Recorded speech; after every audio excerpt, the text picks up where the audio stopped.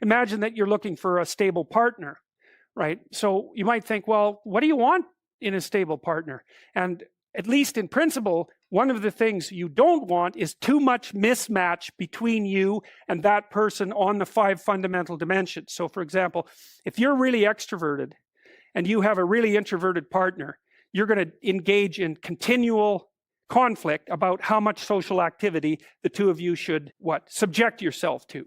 And it's very, very difficult for people who widely differ on those dimensions to come to consensus, because it's not just a matter of opinion, right? It's really a matter of different, if you're looking at extremes, of really different types of people. And the thing about introverts is they just don't enjoy large-scale social interaction that much. One-on-one, they're often fine, but in a group, they don't like that, and it tires them out. Whereas a real extrovert, it's like you isolate them and they just wither on the vine, because a huge part of what actually motivates them in a positive way is tangled up with social interaction.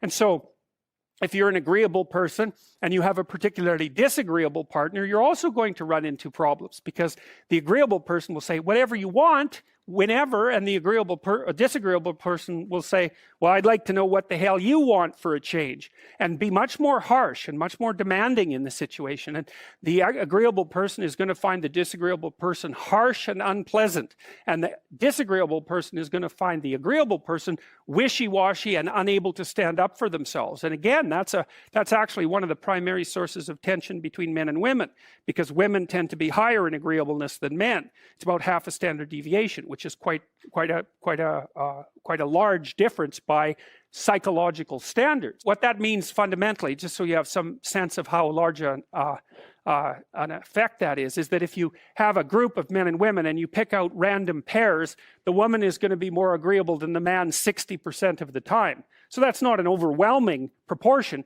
but it's reliable, and it's quite large by psychological standards. So there's the problem with agreeableness. With conscientiousness, well, if you're conscientious, you're industrious and orderly. And orderly people seem to be sensitive to disgust, which is something we'll talk about in detail later. We've had a hard time specifying exactly what makes industrious people industrious, because it's hard to come up with an animal model for that sort of thing, and there's no theoretical model. But our latest idea is that, it's not my idea, it's actually the idea of my graduate student, Christine Brophy, is that industrious people find it unpleasant and unsettling to not be doing something. So it isn't so much that industriousness makes them happy or fills them with positive emotion. That would be more extroversion, right? Because extroversion is the positive emotion dimension. It's that industrious people can't stand sitting around doing nothing. And this is speculation, but human beings are obviously always engaged in the exchange of labor, especially the reciprocal exchange of labor. And you can imagine that in a community where everyone knows everyone, the people who work hard are going to be pretty irritated on a fairly chronic basis with the people who are completely unproductive.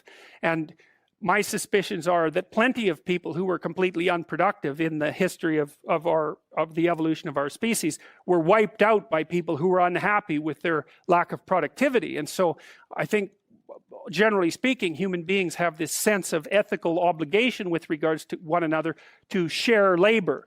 And people who are conscientious really, really feel that. So they feel bad if they're not busily working on something that's productive all the time. And so the advantage to being with someone conscientious is, well, they're going to work like mad. But the disadvantage is they're going to work like mad. So, if you're looking for a partner that you want to relax with or have fun with, or who isn't uptight, then a conscientious person is probably not a very good choice. On the other hand, if you're a conscientious person and you're living with someone who's really unconscientious, that's good, because they might be able to help you relax, but you're not going to be happy with them because they don't work nearly as hard as you do. But even worse, on the orderly dimension, some of you have had roommates, and maybe you're more orderly than your roommate. What does it mean? It means you're annoyed.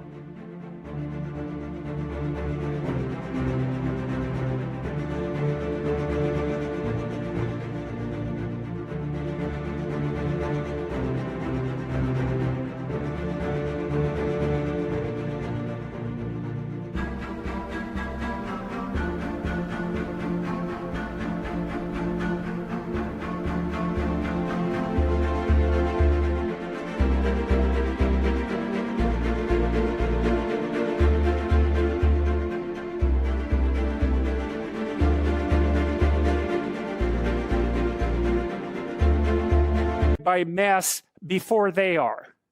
And you don't have to be annoyed by mess much before your less orderly roommate for you to be the one that's always running around picking things up. And so actually one of the things that's emerged from the psychometric analysis is that women are slightly more orderly than men. And I suspect that has something to do with the, what would you call it, inequitable distribution of housework. Because even if imagine that your proclivity is to be triggered by disorder 25 seconds before your partner's. Well, you're going to end up, it doesn't take much difference for you to be the one that's always concerned about the mess first. So anyways, and so if you're a really orderly person and you live with a disorderly person, well, good luck getting along with them. They're going to regard you as like uptight and over concerned with details and unwilling to relax, that's for sure. And they're going to regard you as, well, just a bloody mess. And how can anyone possibly live with someone like you? And so another reason why it's useful to understand your personality is because I think it gives you a better crack at finding someone that you can actually live with over the long run. And we don't know what the optimal, I don't think you want to live with someone who's exactly like you.